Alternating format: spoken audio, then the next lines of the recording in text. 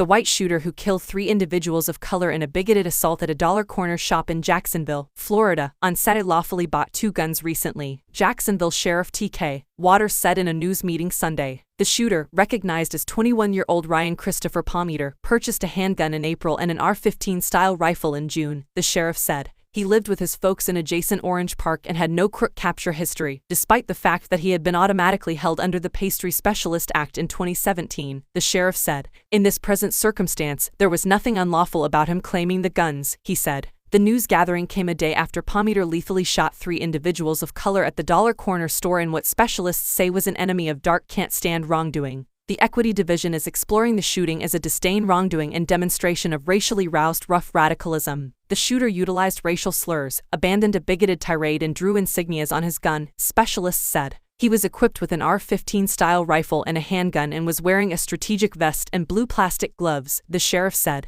The casualties were recognized as Angela Michelle Carr, 52, Analt Joseph A.J. Lager Jr., 19, and Gerald Gallion, 29. Before the firing, the shooter had been gotten some distance from the grounds of a close-by generally dark college, Edward Waters College. There, he wouldn't recognize himself to a nearby security official, and was approached to leave, the college expressed in a news discharge. The individual got back to their vehicle and left grounds without episode. The experience was accounted for to the Jacksonville Sheriff's Office by EWU Security, the school said. The shooting came 5 years to the day of a mass shooting in Midtown Jacksonville at a Chafe computer game competition. The assault additionally concurred with the 60th commemoration of the Walk on Washington, the famous social liberties showing that approached the public authority to all the more likely safeguard the privileges of individuals of color. The assault was one of a few shootings revealed in the U.S. more than 2 days, remembering one close to a procession for Massachusetts and one more at a secondary school football match-up in Oklahoma, highlighting the regular presence of firearm brutality in American life. There have been no less than 472 mass shootings in the U.S. such a long ways in 2023, as per the Weapon Viciousness Chronicle, which, as CNN, characterizes a mass shooting as one wherein at least 4 individuals are injured or killed, excluding the shooter. It is right around 2 mass shootings for every day of the year up until this point. The country outperformed the 400 imprint in July, the earliest month such a big number has been recorded starting around 2013, the gathering said. Sheriff Waters gave a moment-by-minute timetable of the assault on Saturday. The shooter left his home in Earth Region around 11:39 a.m. Furthermore, made a beeline for Jacksonville in adjoining Duval Province, Waters told Noble News. At 12:48 p.m., the suspect went to Edward Waters College in a dark Honda vehicle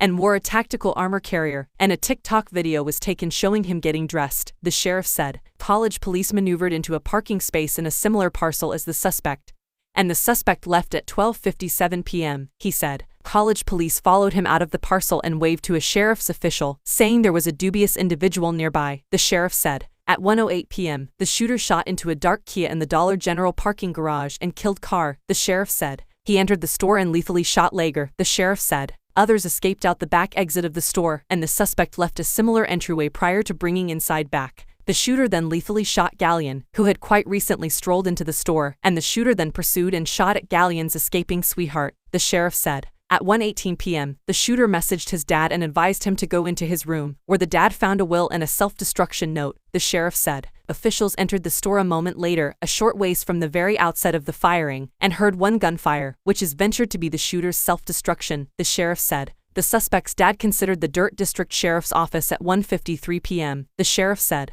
The assault obviously designated individuals of color, Waters said. The suspect utilized racial slurs and abandoned compositions to his folks, the media and government specialists illustrating his revolting philosophy of disdain, the sheriff told Noble News. This shooting was racially propelled, and he detested individuals of color, Waters said at a news gathering Saturday night. The shooter didn't seem to know the people in question and it is accepted he acted alone, he said. This is a dull day in Jacksonville's set of experiences, the sheriff said. Any death toll is sad. However, the disdain that propelled the shooter's killing binge adds an extra layer of deplorability.